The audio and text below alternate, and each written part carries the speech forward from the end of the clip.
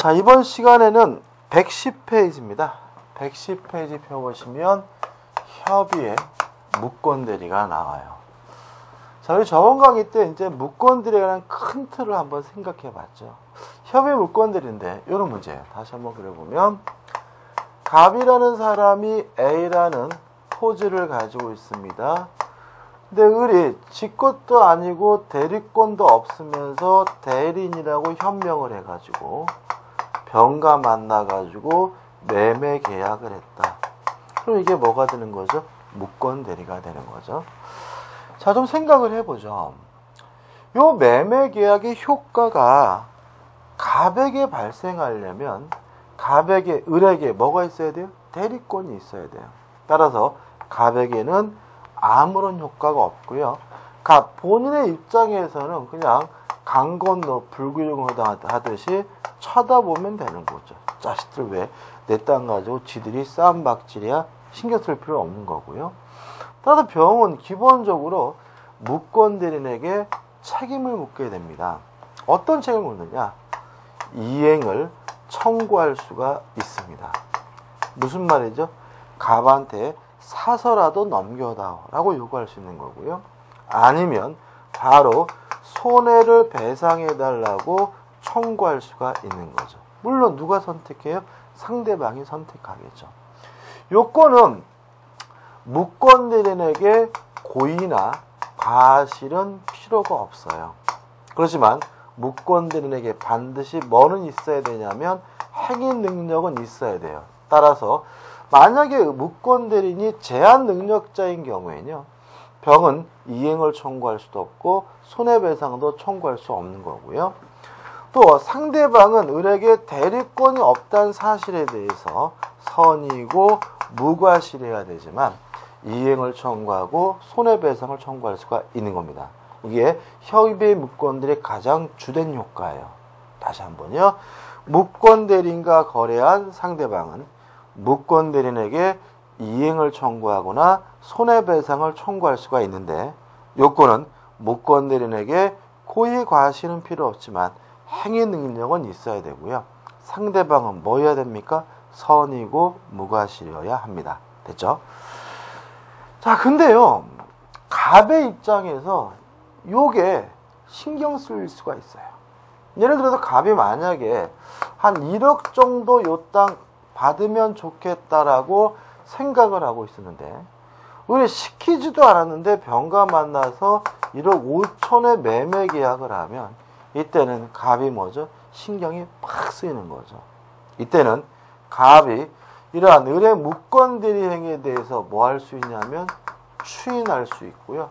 추인하게 되면 요 매매 계약의 효과가 본인에게 발생하게 되고요.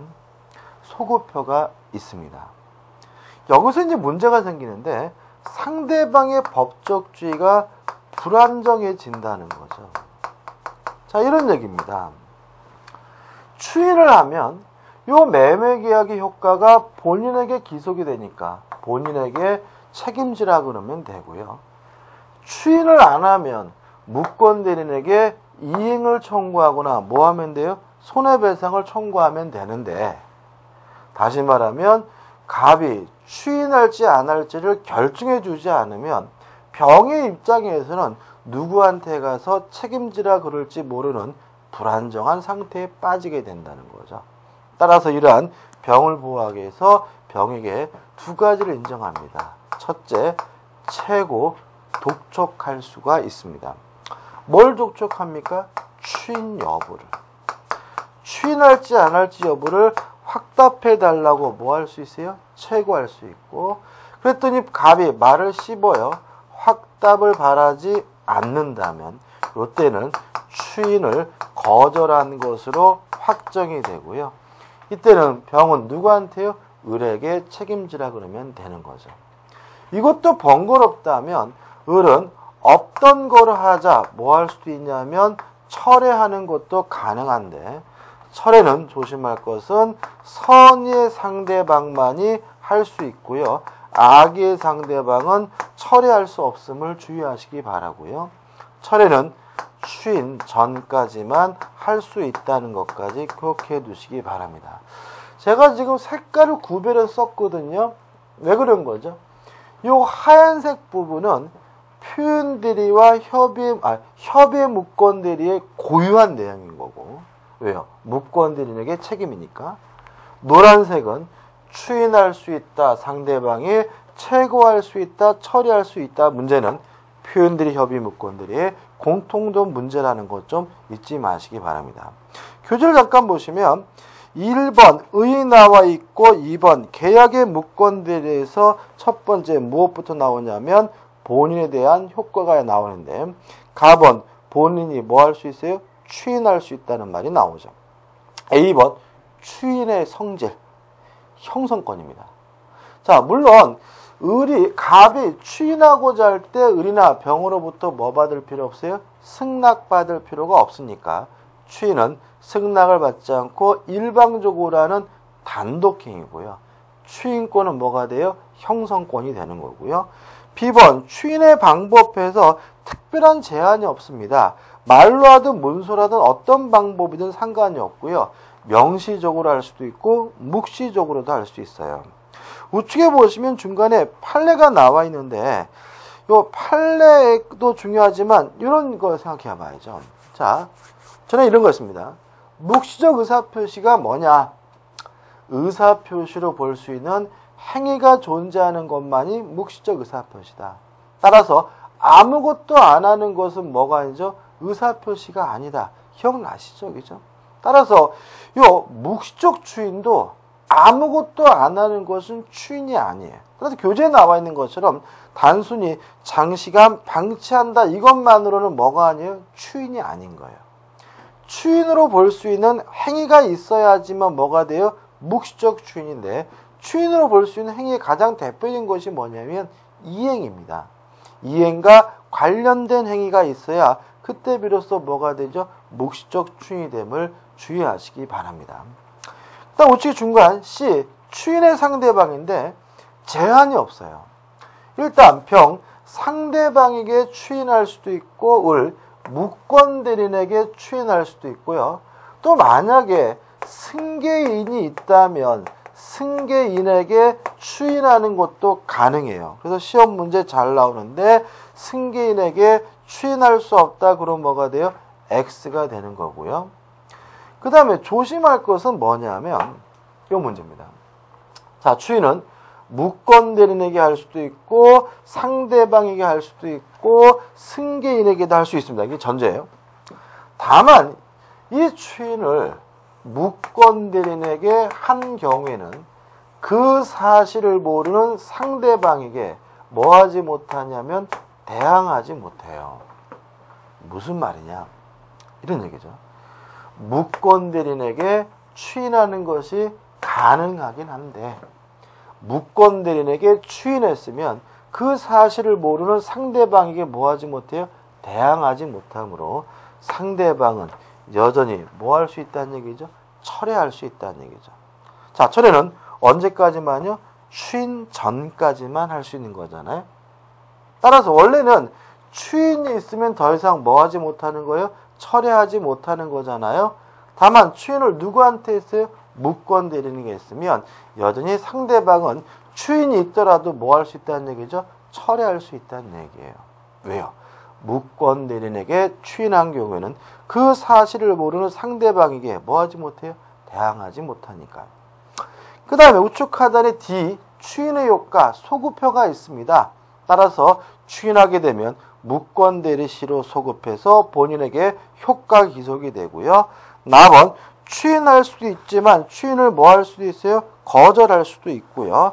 넘겨보시면 판례가 나와 있는데 1번 추인의 효력을 인정하는 경우는 뭐냐면 묵시적 추인이 인정되는 경우예요. 무슨 말입니까? 이행과 관련된 행위가 있으면 묵시적 추인이죠. 한번 보시고 2번 추인의 효력을 인정하지 않는 경우 묵시적 추인이 아니에요. 아무것도 안 하는 건 뭐가 아닙니까? 의사표시가 아니에요. 따라서 암소리 안 하고 그냥 냅두는 것만으로는 뭐가 아니에요? 추인이 아닌 거죠. 그 다음에 박스 밑에 답은 무권들의 상속 문제가 나와 있는데 일단 두 가지 판례가 나와 있는데 두 가지 판례 중에 첫 번째 판례가 중요해요. 시험 문제에 잘 내는 편이고요. 이 판례를 보기 위해서 먼저 생각해 봐야 될 게 뭐가 있냐면 민법 2조에요. 권리행사와 의무이행은 신에 쫓아 성실하게 해야 된다 해가지고 신의 성실의 원칙을 규정하고 있고요. 이 신의 성실의 원칙에는 파색 원칙이 여러 가지가 있는데 가장 중요한 것이 금반원의 원칙입니다. 무슨 말이냐면 반원, 반대되는 언행이 금지가 된다 이런 말이에요. 저희가 대학 다닐 때 우리 법대생끼리는요 화장실 원칙이란 말을 가끔 썼어요. 무슨 말이죠? 화장실 들어갈 때하고 나올 때하고 말이 다르면 안 돼요. 이게 뭐라고요? 금반원의 원칙이에요. 일단 기억해 두시고, 자 1번 무권대리인이 본인을 상속한 경우입니다. 자 이런 얘기입니다. 갑이 소유하고 있는 요 A 토지에 대해서 을이 대리권도 없이 병가 매매 계약을 했어요. 물론 요 매매 계약의 효과는 본인에게 발생하지 않는 것이 뭐예요? 원칙입니다. 자, 근데 문제는 뭐냐면 요 갑이 을의 아버지고요. 을이 갑의 아들인 경우에는 갑이 돌아가시면 갑에서 을로 뭐가 이루어지냐면 상속이 이루어지거든요. 다시 말하면 을은 원래 무권 대리인이었는데 아버지가 돌아가시게 되면 뭐이기도 한 거죠? 본인이기도 한 거예요. 왜냐하면 상속은 민사상 법적주의도 승계시키거든요. 이랬을 때 을이 본인의 법적주의에서 추인을 거절할 수 있느냐, 무효라고 주장할 수 있느냐, 이 문제에 대해서 없다. 왜냐하면 신의칙상 인정되는 금반원의 원칙 때문에 그렇죠. 자, 우리 명백히 아버지가 생존해 계실 때는 팔겠다고 했죠. 그래서 매매 계약한 거잖아요. 근데 아버지가 돌아가시고 나서 추인을 거절한다, 무효라고 주장한다, 안 팔겠다고 하는 것은 명백히 뭐죠? 반대되는 언행입니다. 따라서 이러한 것은 뭐가 돼요? 금지가 되는 거죠. 그래서 1번 무권대리인이 본인의 법적 주의를 상속한 경우에는 추인을 거절할 수가 없습니다. 무효라고 주장할 수가 없습니다. 왜요? 신의칙상 인정되는 금반원의 원칙 때문에 그런 거죠. 이해되시죠? 좀 기억해 두시고. 그 다음 우측에 2번은 이런 문제입니다. 자, 갑이 소유하고 있는 요 A 토지를 을이 대리권도 없이 무권 대리인으로서 병가 만나가지고 매매 계약을 했어요. 자, 근데 좀 달라진 건 뭐냐면 이런 경우가 있을 수가 있죠. 요 갑이 오히려 아들이고요. 요 을이 아버지인 경우도 있겠죠. 다시 말하면 아버지가 미성년자도 아닌 아들의 재산을 팔아먹은 경우를 생각하시면 돼요. 그죠? 아들하면 꼭 미성년자는 아니잖아요. 그죠? 근데 을이 만약에 돌아가시면 이제는 을에서 갑으로 뭐가 이루어져요? 상속이 이루어져요. 상속이 이루어지면 민사상 법적주의도 승계가 되기 때문에 갑은 본인일 뿐만 아니라 뭐이기도 한 거냐면 무권 대리인이기도 한 거죠. 이해되시죠? 이때 본인의 법적주의에서 갑이 추인을 거절할 수 있느냐? 할 수 있다. 왜냐하면 갑은 아버지가 생전에 계실 때도 팔겠다고 한 바가 없죠. 따라서 돌아가시고 났는데 안 팔겠다고 하는 것은 반대되는 언행이 아니에요. 따라서 본인은 뭐 할 수 있는 거죠? 추인을 거절할 수가 있는 거예요. 그것이 우측 교재 2번 본인이 무권 대리인을 상속한 경우에 한 가지 조심할 것은 뭐냐면 추인을 거절하더라도 무권 대리인으로서 책임은 져야 되는 것이 원칙이라는 거죠. 왜요? 무권 대리인으로서 법적주의가 뭐가 되기 때문에요? 승계가 되기 때문에요. 까지 기억해 두시기 바랍니다. 물론 1번 판례가 중요합니다. 그 다음에 이제 우측에 2번 상대방에 대한 효과에서 상대방은 뭐 할 수 있습니까? 최고할 수 있다. 그죠? 상대방은 최고할 수 있고요. 나번 상대방은 뭐 할 수 있어요? 철회할 수 있다. 그죠? 다 했던 겁니다. 그죠? 최고할 수 있습니다. 다만 주의하실 것은 가번에 A번 보시면 최고 기간 내 확답을 바라지 않으면 추인을 뭐 하는 것으로 보냐면 거절한 것으로 보고요. 나번 상대방은 뭐 할 수도 있어요? 철회할 수도 있는데 언제 철회할 수 있나요? 누가 철회할 수 있나요? 선의의 상대방만이 할 수 있고 악의 상대방은 철회하지 못하고요. 또 추인 전까지만 할 수 있다는 거 기억해 두시면 되겠죠. 끝이죠.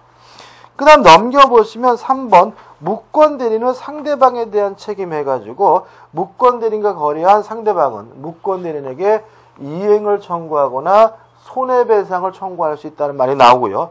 요건 해가지고 A, B, C, D, E가 나와 있는데 세 가지 잊지 마십시오. C. 상대방은 뭐 해야 돼요? 선이고 무과시이다. D. 무권 대리는 뭐 해야 돼요? 행위 능력이 있어야 된다. E. 무권 대리에게 뭐는 필요 없습니까? 고의 과실은 필요가 없다. 잊지 마시고 내용은 이행을 청구하거나 손해배상을 청구할 수가 있습니다. 4번 본인과 무권 대리인 사이의 관계인데요. 일단 본인과 무권 대리인 갑과 을은 아무 관계가 아니에요. 다만 본인이 무권 대리인에서 추인하게 되면 갑과 을 간의 관계가 뭐가 되냐면 사무관리가 됩니다. 사무관리는 뭐냐면요. 법적 의무 없이 타인의 사무를 처리해 주는 것을 사무관리라고 합니다. 예를 들어서 제가 단독주택을 사는데 옆집 사람이 한 달 동안 동남아 여행 간다고 약 올리고 떠났어요. 근데 다음날 창밖을 보니까 옆집 마당에서 수도가 터져가지고 물이 막 뻘뻘뻘 나와요. 처음에는 고소했어요. 근데 며칠 지나 보니까 이거 안 되겠어요. 그래서 제가 담을 넘어 들어가서 옆집 수도를 고쳐줬다 하면 이게 뭐예요? 사무관리예요. 왜냐하면 저는 옆집 수도를 수리해줄 뭐는 없어요? 법적 의무는 없는 거죠. 이렇게 법적 의무 없이 타인의 사무를 처리해 준 것이 뭐라고요? 사무관리거든요. 자, 그럼 생각해 보자고요. 지금 갑이 추인했다는 말은 이득이 되니까 하겠죠. 그죠? 갑이 아까 1억 팔았으면 좋겠다 싶었는데 1억 5천에 매매 계약하면 웬 떡인가 싶어서 뭐 한다고요? 추인한다고요. 그럼 추인하게 되면 결과적으로 을은 갑의 땅을 팔아줄 법적 의무가 없는데도 불구하고 남의 땅을 팔아준 것이니까 뭐가 되는 거죠? 사무관리가 되는 거죠. 재작년에 문제가 어떻게 나오냐면 추인하지 않아도 갑과 을의 관계는 사무관리다 이렇게 나왔죠. 다시 말하면 추인하게 되면 땅을 팔아줄 의무가 없이 팔아준 것이 되니까 뭐가 돼요? 사무관리가 되는 것이고 추인하지 않는다면 갑과 을, 본인과 무권 대리인 간에는 아무 관계가 없음을 주의하시기 바랍니다. 우측에 이제 3. 단독행위 무권 대리가 나오죠? 무효입니다. 단독행위 무권 대리는 뭐예요? 무효예요. 교재 보시면 상대방 있는 단독행위에서 능동대리, 수동대리를 나눠놨거든요. 나눌 필요는 없습니다. 이렇게 정리할까요? 간단하게. 자, 단독행위 뭔가요? 승낙을 받지 않고 일방적으로 하는 거예요. 근데 만약에 단독행위를 하면서 승낙을 얻었다면 형식은 단독행위지만 실질은 무엇과 다름이 없는 거죠? 계약과 다름이 없는 거죠. 이때는 단독행위에 관한 계약에 관한 무권대리 규정이 준용이 됩니다. 다시 한번요. 단독행위 무권대리는 무효입니다. 다만 승낙을 받았거나 승낙을 해준 경우에는 실질이 계약과 다름이 없기 때문에 계약의 무권대리에 관한 민법 규정을 준용합니다. 끝입니다. 그 다음에 3. 표현들이죠. 서서 의의는 뭔가요? 무권대리인데도 불구하고 특별히 본인이 책임을 져야 되는 무권대리가 뭐라고요? 표현들이다. 성립 요건 해가지고 넘겨보시면 A번 해가지고 말은 어렵게 써있지만 무슨 얘기냐면 본인이 책임질 만한 이유가 있을 것. 그죠? B. 상대방은 보호할 만한 가치가 있을 것. 이런 말이고요. 이번 법적 성질은 이것도 뭐의 일종이에요? 무권대리의 일종인 거예요. 따라서 현명이 필요하고요. 따라서 본인은 추인할 수도 있고 상대방은 최고할 수도 있고 처리할 수도 있어요. 다시 말하면 표현대리란 무권대리인데도 불구하고 특별히 본인이 책임을 지는 무권대리가 뭐인 거예요? 표현대리인 거예요. 자, 2번 표현대리 세 가지 유형이 나와 있죠. 그러면 이제 언제 책임을 지느냐? 첫 번째, 대리권 수여의 표시인 거죠. 자, 이런 얘기입니다. 갑이 을에게 대리권을 수여한 바가 없어요. 그럼 을은 물론 뭐가 없어요? 대리권이 없죠. 그런데도 불구하고 갑이 병에게 을이 내 대리인이야라고 표시를 했다면 을에게 대리권이 없더라도 본인이 책임을 져야 되는데 이게 대리권 수여의 표시에 의한 표현들이고요. 요건은 상대방은 대리권이 없다는 사실에 대해서 선의이고 무과실이고요. 효과는 누가 책임입니까? 본인이 책임을 지는데 주의하실 것은 요 대리권 수여의 표시에 의한 표현 대리는 임의 대리에만 적용이 됩니다. 법정 대리에는 적용되지 않습니다. 이게 전부예요. 자, 정리해 볼게요. 대리권을 주지도 않고 줬다고 표시했다면 누가 책임져요? 본인이 책임을 지는데 대리권 수여의 표시에 의한 표현이고요. 요건은 상대방은 뭐 해야 돼요? 선의이고 무과실해야 됩니다. 요 대리권 수여 표시에 의한 표현 대리는 뭐에만 적용돼요? 임의 대리에만 적용됩니다. 뭐는요? 법정 대리는 적용되지 않습니다. 왜냐하면 요 수요라는 말이 뭐죠? 수권행위를 말하고 수권행위는 뭐에만 있어요? 임의 대리에만 있기 때문에요. 됐죠? 그럼 추가할 것은 뭐냐면 우측에 보시면 핵심 판례가 있어요. 핵심 판례는 어떤 문제냐면 보통 이제 갑이 병한테 을을 소개할 때 을이 내 대리인이야 라고 말하는 경우는 흔하지가 않아요. 그죠? 보통 인사해. 을이 우리 회사 영업부장이야 라고 소개하는 경우가 더 일반적이겠죠. 우리 회사 뭐 이사야, 상무야 이렇게 말하는 것이 더 뭐죠? 일반적이겠죠. 다시 말하면 대리권 수여의 표시를 하기 위해서 꼭 대리인이라는 명칭을 쓸 필요는 없다는 거예요. 영업부장이다, 상무다, 전무다라고 하는 대리권의 존재를 추정할 수 있는 명칭을 쓰는 것만으로도 대리권 수요의 표시가 된다는 것이 우리 판례 입장이니까 그거만 하나 추가하면 됩니다. 끝이에요. 자, 한 장을 넘기셔서 이제 뭐가 나오냐면 118페이지 권한을 넘은 표현들이죠. 자, 이런 얘기죠.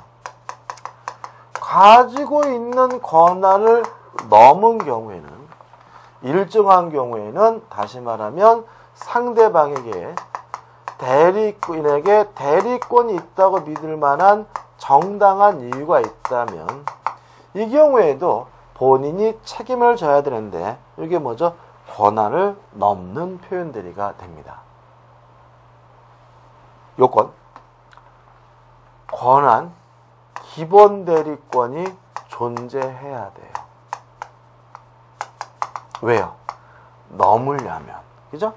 따라서 아예 아무런 대리권이 없는 사람은 권한을 넘는 표현들이 성립될 수는 없는 거예요. 다만 기본 대리권이 있기만 하면 뭐라도 상관이 없어요. 공법상 대리권이든 부부간의 일상가사 대리권이든 뭐 복대리권이든 뭐든 상관이 없는데 다시 말하면 종류를 불문해요. 그 다음에 넘은 행위를 해야 돼요. 이것도 뭐예요? 종류 불문이에요. 다시 말하면 원래 가지고 있었던 대리권과 유사한 행위일 필요는 없고요. 전혀 이질적 행위라 하더라도 상관이 없는 거예요. 그 다음에 상대방은 대리권이 있다고 믿은 것에 대해서 정당한 이유가 있어야 되는데 정당한 이유가 뭐냐? 선의 무과실을 의미합니다. 또 선의 무과실은 언제 있어야 되느냐? 대리 행위 시에 있어야 합니다. 끝이에요. 자, 그러면 이렇게 되겠죠? 기본 대리권이 있는 사람이 가지고 있는 권한을 넘었고 상대방이 선의고 무과실이라면 누가 책임을 져요? 본인이 책임을 진다. 끝입니다. 교재 보시면 의의 나와 있고 2번 요건해 가지고 기본 대리권이 존재해야 되는데 뭐라도 상관이 없다는 말이 나와 있고요. 핵심 판례에서 첫 번째 판례는 뭐냐면 이런 판례입니다. 자, 표현 대리가 되려면 무권 대리가 되려면 뭐가 있어야 되는 거예요? 현명이 있어야 되는 거죠.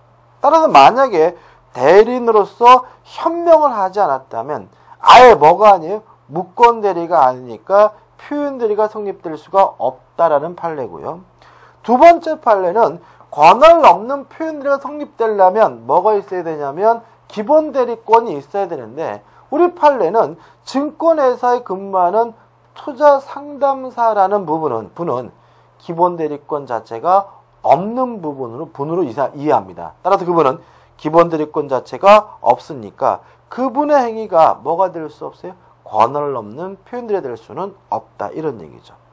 그 다음 마지막 세 번째 판례는 시험 문제 잘 나오는데 자 이런 얘기입니다. 인감증명서를 줬어요. 표현들이가 되느냐? 안 된다. 왜냐하면 예를 들어가지고 만약에 네가 내 대신 대출 좀 알아봐다오 라고 인감증명서를 줬다면 대출받을 대리권인 사람이니까 이 사람이 갑의 재산을 팔아먹었으면 권한을 넘는 표현제가 성립되는 일이 있겠지만 그냥 단순히 인감증명서만을 준 경우에는 기본 대리권 자체가 없는 사람이기 때문에 권한을 넘는 표현제가 성립될 수가 없다는 판례죠. 그 다음에 하단에 4번 권한밖에 행위를 해야 되는데 종류 불문 따라서 전혀 이질적 행위라 하더라도 상관이 없는 거고요. 우측에 4번 상대방에게 뭐가 있어야 돼요? 정당한 이유가 있어야 되는데 언제입니까? 대리 행위 시에 상대방이 선의 무과실이 된다. 효과 누가 책임집니까? 본인이 책임지고요. 4번 적용범위 임의대리, 법정대리 모두 적용됩니다. 끝이죠. 휴지 한번 보시고 그 다음 넘겨보시면 판례가 나와 있는데 이 판례는 뭐 굳이 큰 의미는 없습니다. 너무 어려운 것이니까 보기 어렵다면 안 보셔도 될 것 같아요. 지금 제가 열심히 설명드린 것만 정확히 내 것으로 가주시면 돼요. 근데 한번 대리권 소멸후의 표현들입니다. 그죠? 세 번째 사유가 뭐라고요? 대리권 소멸이죠. 있던 대리권이 소멸됐고요. 상대방이 대리권이 소멸된 것에 대해서 선의고 무과실이라면 누가 책임집니까? 본인이 책임을 지는데 이게 뭐예요? 대리권 소멸의 표현들이에요. 요건은 아주 간단합니다. 가, 있던 대리권이 뭐죠? 소멸되고요. 나, 상대방은 뭐 해야 돼요? 선의고 무과실이고 효과 누가 책임을 집니까? 본인이 책임을 지고요. 적용범위 이것도 임의대리, 법정대리 모두에 적용되게 됩니다. 그 다음에 3. 본인과 표현대리 관계도 이것도 뭐가 돼요? 대리권 없이 대리행위라는 것이니까 사무관리가 성립된다는 거 기억해 두시면 되고요. 넘겨보시면 표현대리 효과 해가지고 1번 본인이 표현대리를 주장할 수 있느냐? 아까 말씀드렸죠. 없다. 왜냐하면 책임지고 싶으면 뭐하면 그만이에요? 추인하면 그만이니까. 2번 표현대리도 무권대리 일종이기 때문에 본인이 추인할 수도 있고 상대방이 최고할 수도 있고 처리할 수도 있다. 다만 주의하실 것은 누가 책임을 지는지만은 다른 것이니까 표현대리가 성립된 경우에는 본인이 전적으로 책임을 져야 되는 거고요. 무권대리인에게 책임을 물을 수 없다는 거 잊지 마시기 바랍니다. 다 했죠, 그죠? 여기까지입니다. 자, 이제 우측에 123페이지 보시면 이제 뭐가 나오냐면 무효와 취소가 나옵니다. 이 부분은 이제 우리가 그동안 민법 수업을 시작하면서 무효다, 취소다 열심히 떠들었던 한번 어떻게 정리해 본다는 측면이 강하고요. 또 시험 문제도 잘 나오는 부분이 있으니까 이 부분도 꼼꼼히 좀 봐야 되겠죠. 일단 무효와 취소의 개념, 2번 무효와 취소의 차이 이렇게 나와 있는데 특별한 것은 없습니다. 자, 이런 얘기죠. 무효는 뭔가요? 법률행위가 성립은 했지만 아무런 효과가 없는 게 뭐예요? 무효고. 취소는 뭔가요? 일단 유효한 법률행위를 소급적으로 무효화시키는 게 뭐예요? 취소죠. 따라서 2번 소송상의 차이. 무효는 아무런 효과가 없는 것이니까 소송 중에 주장하거나 안 하거나 그냥 무효인 거예요. 주장할 필요가 없는 거예요. 근데 취소는 일단 뭐 한 거예요? 유효한 것이니까 냅두면 계속 유효로 갈 테니까 취소는 취소해야지만, 주장해야지만 효과가 없는 것으로 다뤄지고요. 3번 보정상의 차이인데 무효는 한 번 무효면 영원히 무효입니다. 따라서 10년 지나든 20년 지나든 30년 지나든 무효는 무효예요. 다만 취소는 취소권 행사 기간에 제한이 있기 때문에 일정 기간이 지나면 더 이상 취소할 수 없다, 확정적으로 유효가 된다는 점에서 차이점이 있는 거고요. 넘겨보시면 무효와 취소의 인정기준 및 원인이 나와 있는데 뭐 인정기준은 뭐 특별한 것은 없습니다. 실제로는 입법자 마음인 거고요. 무효와 취소 원인에서 1번 무효의 원인, 하단에 2번 취소의 원인이 나와 있는데 보시면 취소 원인은 다 했고요. 무효 원인은 아직 안 한 것들도 있거든요. 안 한 거는 어떻게 해요? 뒤에 할 거란 말이죠. 그죠? 그래서 우리가 아는 거는 뭐죠? 배운 거고, 못 배운 거, 안 배운 건 뭐죠? 모르는 거니까. 모르는 거라 하더라도 긴장하지 마시고, 어디서? 뒤에서 볼 거예요. 그 다음 우측에 보시면, 본격적으로 이제 뭐가 나오죠? 무효가 나오죠. 성립은 했지만, 아무런 효과가 없는 게 뭐죠? 무효다. 효과. 이행하기 전이면 이행할 필요가 없는 거고요. 이행한 것은 원칙적으로 원인 없는 이득이기 때문에 부당이득으로서 반환해 줘야 됩니다. 다만 무효의 원인이 반사회적인 경우에는 이행한 것이 불법 원인급여가 되기 때문에 반환할 필요는 없는 거고요. 2번 제3자에 대한 무효 주장인데 일단 뒤에도 나오지만 절대적 무효가 원칙입니다. 그래서 원칙적으로 제3자는 선이라 하더라도 보호하지 않고요.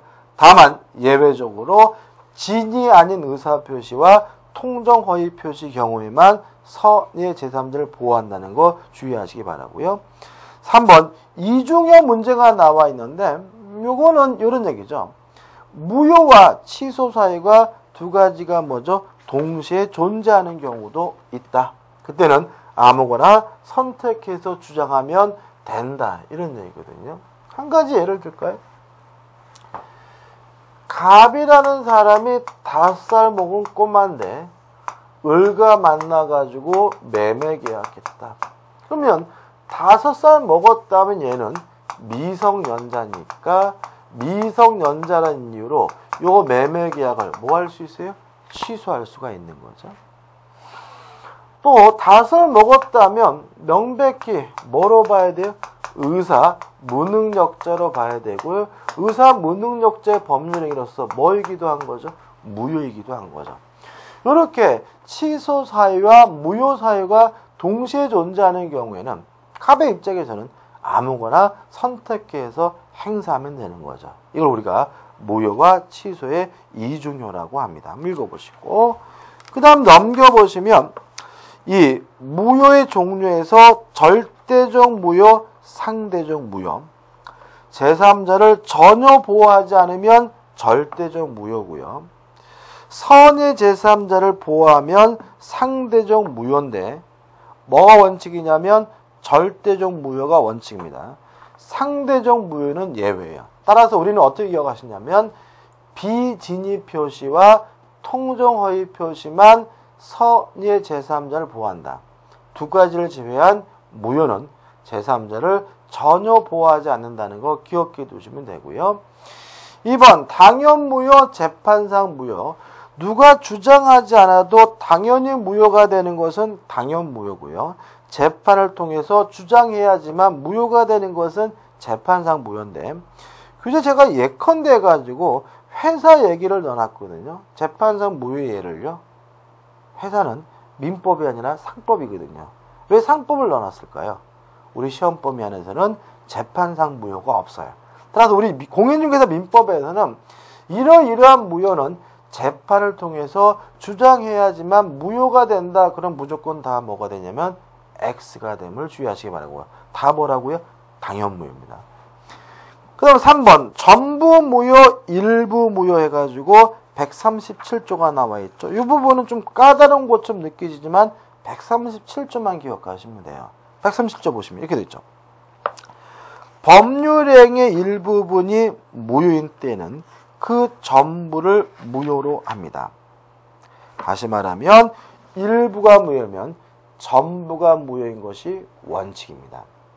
그러나 무효 부분이 없더라도 법률행위를 하였을 것이라고 인정될 때에는 나머지 부분은 무효가 되지 않습니다. 다시 말하면 무효 부분이 없더라도 법률행위를 했을 것이라는 가정적 의사가 인정되는 경우에는 예외적으로 일부만 무효가 되는 경우도 있습니다.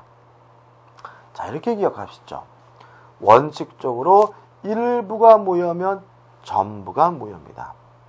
다만 그 부분이 없더라도 법률행위를 하였을 것이라는 가상적 의사가 인정되면 일부만 무효가 되는 경우도 있습니다. 그것도 헷갈리나요? 그럼 이렇게 기억하죠. 원칙이 일부가 무효면 전부가 무효입니다. 자, 교재 보시면 1. 전부 무효가 원칙이다. 2번 일부 무효에서 의 나와 있고 우측에 보시면 일부 무효 요건이 나와 있는데 뭐 특별한 건 아니고요. 다음은 효과에서 원칙적으로 일부가 무효면 전부가 무효가 되는데 예외적으로 일부만 무효가 되는 경우도 있다. 그렇죠? 4번 판례가 나오는데 이 판례는 중요한데요. 이거는 밑에 유동적 무효를 할 때 설명을 드릴 거예요. 그 다음에 4번 확정적 무효가 뭐가 나오냐면 유동적 무효가 나오는데, 자, 이런 문제입니다. 한 번 무효면 영원히 무효인 것은 확정적 무효고요. 이게 원칙이에요. 다만 지금은 무효지만 일정한 요건을 갖추면 유효로 뒤바뀔 가능성이 있는 이 무효를 뭐라 그러냐면 유동적 무효라고 하고요. 유동적 무효는 우리가 두 가지를 기억해 두시는데, 첫째, 무권 대리행위는 유동적 무효입니다. 왜냐하면 무권 대리행위는 본인에게 아무런 효과가 없다, 무효예요. 다만 본인이 추인하게 되면 소급적으로 뭐가 돼요? 유효가 될 수 있으니까 무권 대리행위는 대표적인 뭐예요? 유동적 무효고요. 이건 우리가 대리해서 끝난 거예요. 두 번째, 토지거래 허가구역 내에서 거래하면 이것도 뭐죠? 유동적 무효예요. 자, 왜 그러냐면 토지거래 허가지역이라 하더라도 누가 살지도 결정이 안 됐고 매매 대금도 결정이 안 되는데 허가부터 받아나, 이건 불가능하죠. 그럼 어떻게 되냐면 일단 매매 계약을 하고 나중에 뭘 받게 돼요? 허가를 받게 돼요. 그러면 매매 계약할 때는 허가가 없었기 때문에 무효였다가 나중에 허가를 받으면 뭐가 돼요? 유효가 되니까 토지거래 허가구역 내 거래하게 되면 뭐가 되는 거죠? 유동적 무효가 되는 거죠. 그래서 교재 128페이지부터는 이제 유동적 무효에 관한 본격적인 내용이 나오는데 이거는 다음 강의 때 할 거고요. 무슨 내용을 하겠습니까? 토지거래 허가구역 내에 거래를 하도록 하겠죠. 그죠? 자, 수고 많으셨습니다. 고맙습니다.